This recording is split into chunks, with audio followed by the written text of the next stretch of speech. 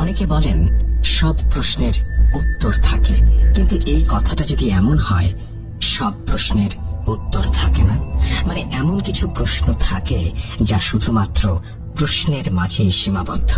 এটির উত্তর খোঁজাখুঁজি করার আগে আপনাকে ভাবতে হবে যে উত্তর আপনার কল্পনার শক্তির বাইরে, অর্থাৎ সমাধান এমন কিছু হতে পারে যা এই বিজ্ঞান যুগে হাসাহাসির বড় অংশ।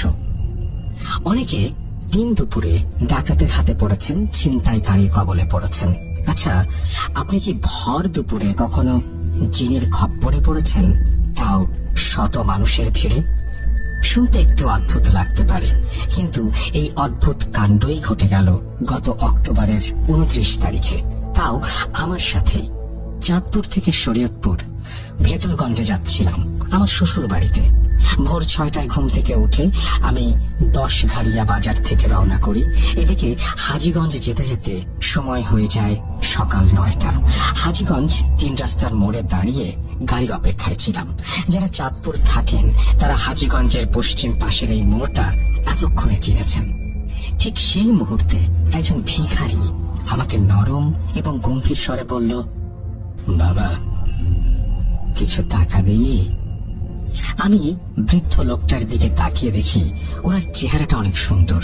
মনে মনে আপসেটও হয়েছি, এমন সুন্দর চেহারার একজন লোক পেটের দায়ে রাস্তায় নামলো। এরপর আমি মানিব্যাগ বের করে যেই টাকা নেব দেখি খুচরো কোনো টাকা নেই। আমি ওনাকে বললাম, চাচা, আপনার কাছে ভাঙতে হবে? লোকটা মাথা নাড়িয়ে না সূচক ইঙ্গিত করলো এবং সেই মুহূর্তে স্টেশনে বাসও চলে আসে। আমি মানিব্যাগ পকেটে নিয়ে বাসে উঠে আসি। ওনাকেও আর কিছু বলিনি, যেহেতু আমার কাছে ভাঙতি টাকা নেই তাই হয়তো উনি বুঝবেন ভেবে ব্যাপারটা আমি তেমন আমলে নেইনি। কিন্তু বিশ্বাস করুন রাসেল ভাই, এরপর আমার সাথে যা হয়েছে তা কোনোদিন আমার সাথেই হবে এইটা আমি কল্পনা করিনি।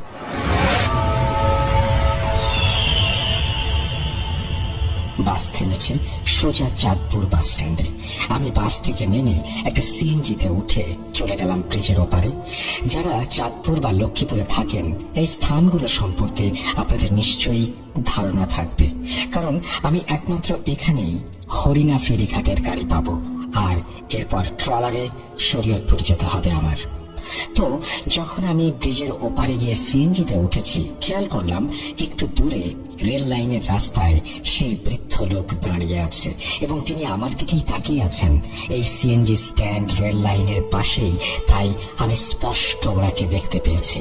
কিন্তু আমি এই ভেবে অবাক হলাম, ওনাকে তো হাজীগঞ্জ ফেলে এসেছি, এত দূর আমার আগে উনি কিভাবে আসবেন?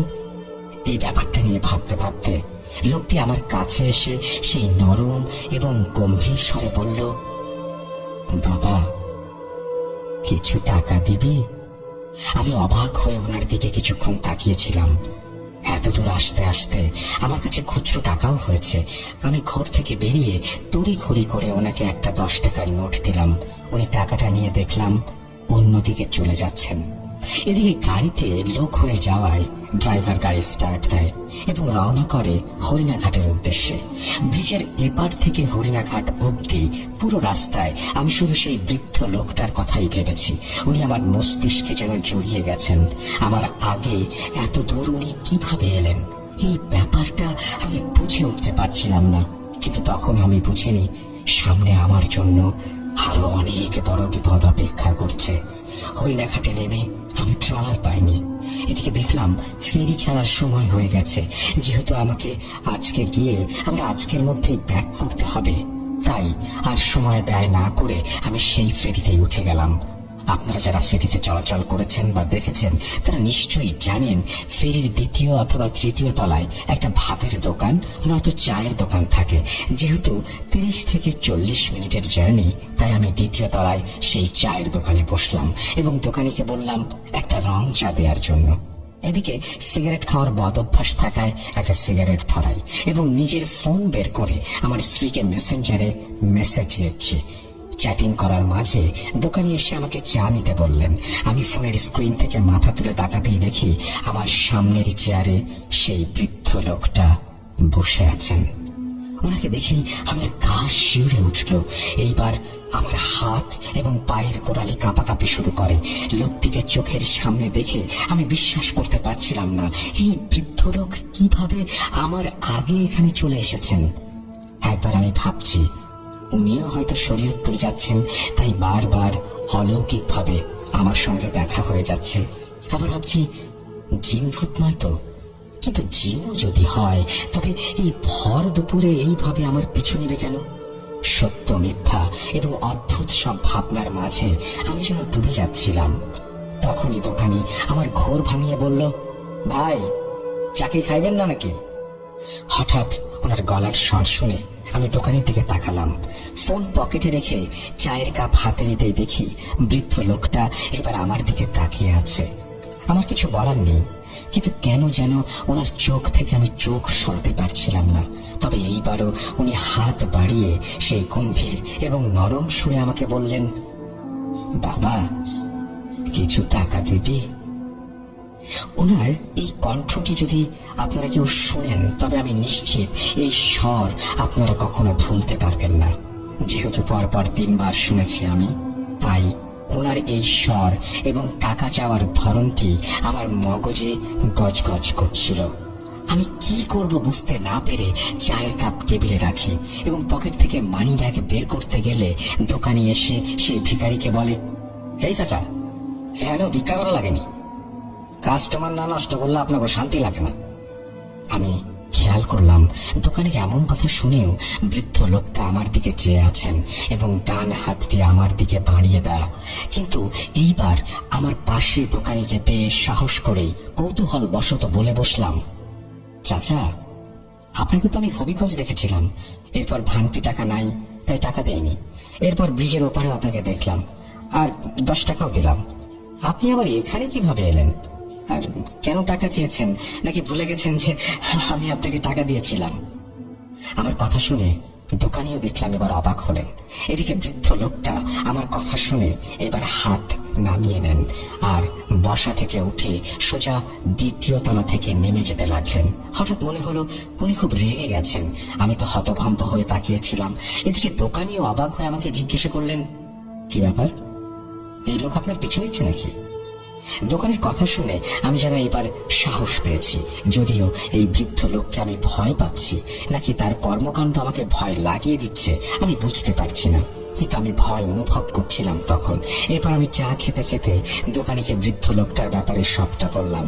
দোকানি আমার কথা শুনে বললেন, আজকাল ধান্দাবাজ বেড়ে গেছে, এই মেয়েটা আপনাকে ফলো করতেছে মনে হয়, আসেন জিজ্ঞেস করি। খেয়াল করেছি আমার সাথে দোকানিও এই রহস্যের সমাধান খুঁজছেন। দোকানের বয়স তেমন বেশি না, বয়স 26 থেকে 30-এর মতো। এরপর আমি এবং দোকানি 2য় তলা থেকে নেমে এলাম নিচে। আমি এর আগেও কয়েকবার ফেরিতে চলাচল করেছি। সবসময় মানুষজন কম হলেও 10-12 জন থাকতো, কিন্তু এইবার শুধু 2টা ছেলেকে দেখলাম। ওদের বাইক আছে, সেই বাইক নিয়ে দাঁড়িয়েছিলেন। আমি এবং দোকানি নিচে এসে খুঁজতে লাগলাম সেই বৃদ্ধ লোককে, কিন্তু আশেপাশে নেই। এদিকে বাইক নিয়ে দাঁড়িয়ে থাকা সেই ছেলেদের জিজ্ঞেস করলে তারা বলল, কই, অনেকক্ষণ যাবত তো আমরা দাঁড়ায় আছি এখানে, কোনো বৃদ্ধ লোককে তো দেখি নাই। ছেলে দুটার কথা শুনে দোকানি এবং আমি দুজনেই অবাক হলাম বেশ। এইবার আমার মাঝে জিন জিন ভাবটা চেপে বসে। দোকানি আমাকে বললেন, ভাই ট্রাকে চিপা চেপা আছে মনে হয়, হয়তো লোকটা যখন নেমেছে তখন ভাইরা খেয়াল করেনি। দোকানি আমাকে কথাটা বলতে সেই দুটো ছেলে অবাক হয়ে আমাদের দিকে তাকিয়েছিল। আমিও দোকানির কথায় হ্যাঁ সম্মতি দিয়ে ফেরিতে থাকা ট্রাকগুলোর কিনারা চেক করতে লাগলাম। এদিকে ফেরির নিচের সব অংশ চেক করার পর যখন ওনাকে পাইনি তখন বাথরুমে গেলাম। দেখলাম ওয়াশরুমের দরজা খোলা, ভেতরে কেউ নেই। আমার সাথে এবার যেন দোকানিও পাগল হয়ে যাচ্ছিল। বেশ কিছু সময় নিচে খুঁজে আমরা ওপরে যাই এবং 2য় তলা আর 3য় তলায় ভালোভাবে চেক করি, কিন্তু সেই বৃদ্ধ লোকের দেখা পাইনি। নিরাশ হয়ে দুজনেই ফিরে যাই 2য় তলায়, অর্থাৎ দোকানির দোকানে। আমি বারবার দোকানি বলছি কারণ ওনার নামটা আমার জানা হয়নি। দোকানি চেয়ার রেখে আমি স্পষ্ট বুঝতে পারি উনি ভয় পাচ্ছেন, কারণ বৃদ্ধ লোকের সাথে দোকানি খারাপ ব্যবহার করেছিলেন। কিন্তু আমি ভয় পাচ্ছি অন্য বিষয়ে। যদি আমি খারাপ ব্যবহার করিনি, কিন্তু এই বৃদ্ধ তো আমার পিছুই নিয়েছিল, কেন এসেছিল আর আমাকেই কেন ফোন করলো, এইটা ভেবেই আমি ভয় পাচ্ছিলাম। ঘটনা এখানে শেষ হয়ে গেলে চলতো, কিন্তু ঘটনার শুরু হয়েছে মাত্র। আমার জীবনের কালো অধ্যায় নেমে এসেছিল সেই দিন থেকেই। আমি দোকানিকে বিদায় দিয়ে ফেরি থেকে নেমে যাই। এরপর ফেরি থেকে সোজা চলে যাই ভেদরগঞ্জ।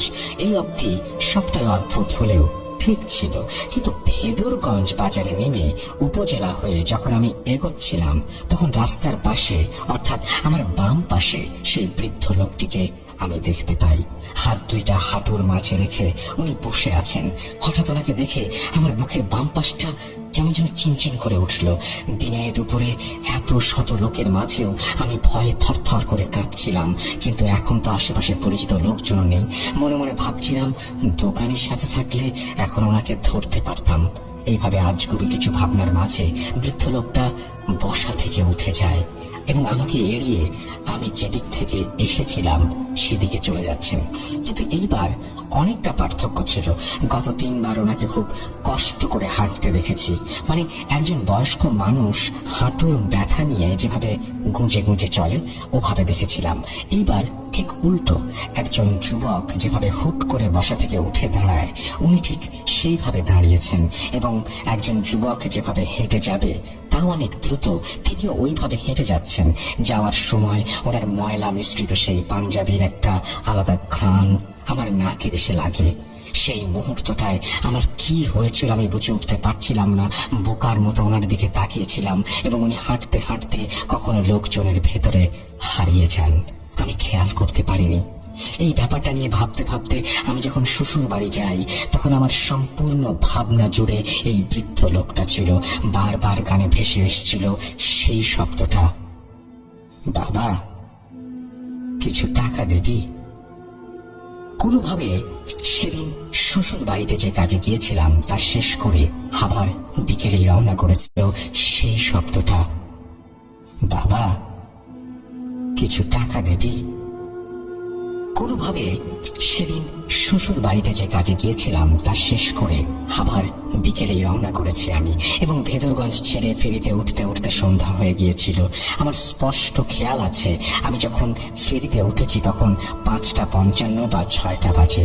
সময় একটু এদিক সেদিক হবে। অন্যদিকে যেহেতু 30-40 মিনিটের জার্নি হবে ফেরিতে, তাই স্বাভাবিকভাবেই ওপাশে নামার পর 6:37 বেজেছিল। আমি হরিণাঘাটে নামতেই আমার সিমে একটা কল আসে। কলটা রিসিভ করতেই আমার ছোট ভাই ভয় এবং কান্না মিশ্রিত স্বরে বলে ওঠে, ভাইয়া তুই গত 4 দিন ফোন অফ করে রেখেছিস কেন? জানিস আমরা কত চিন্তা করেছি, বাসায় আসবি কখন?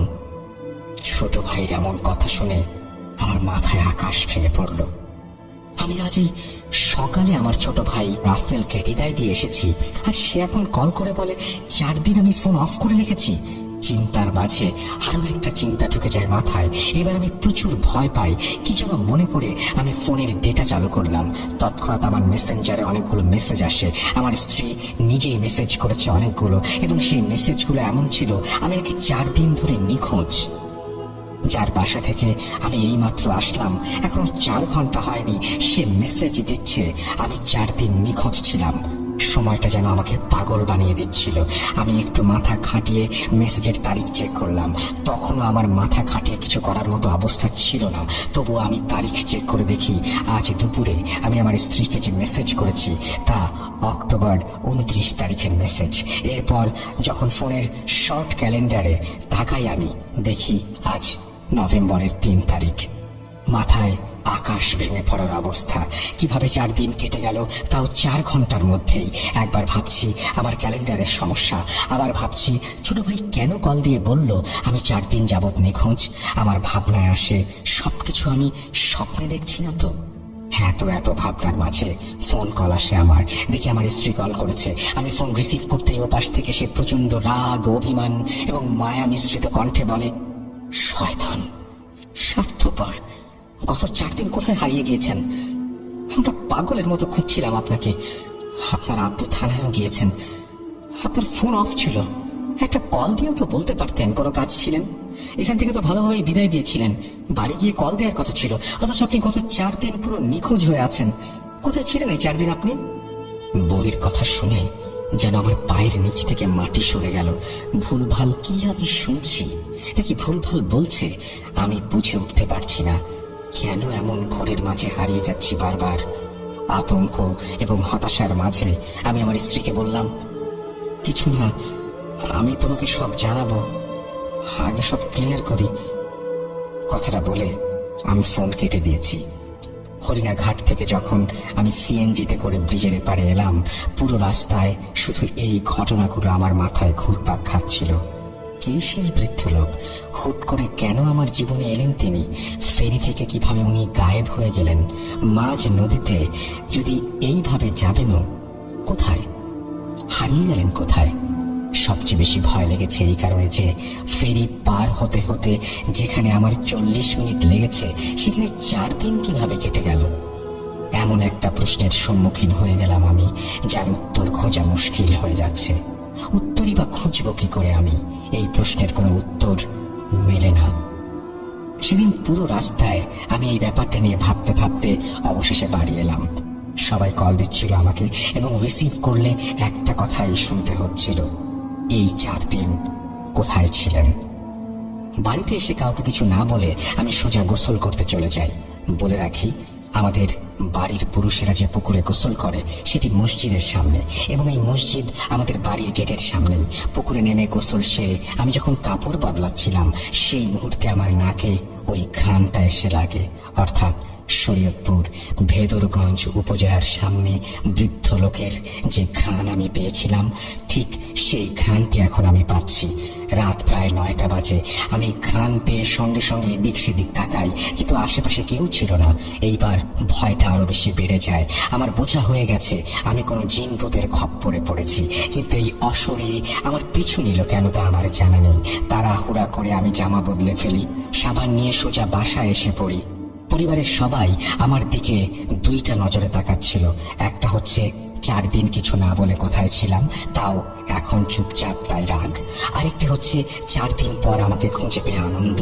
সবার মুখের অবস্থা দেখে বিষয়টা আমি জানতে পারলেও সত্যটা কাউকে বলছিলাম না। কারণটা আগেই বলেছি, এই বিজ্ঞান যুগে এইসব জিন ভূতের ঘটনা মানুষ হাসাহাসির অংশ হিসেবে গ্রহণ করে, কিন্তু সে হাসে না যার সাথে ঘটে। মা আমাকে খেতে ডাকে, আমি খাবো না বলে বেরিয়ে যাই, কারণ বেশি দেরি করলে যদি বড়সড় ক্ষতি হয়। তাই তখনই একটা হুজুরের সাথে সাক্ষাৎ করি, এবং সেটাই আমার সঠিক মনে হয়েছে। রামগঞ্জের নাম করা সৈকত কবিরাজকে আশা করি অনেকেই চিনবেন। ওনার বাড়ি হাপানিয়া গ্রামে, যা আমাদের বাড়ি থেকে হেঁটে গেলে 15 মিনিটের রাস্তা।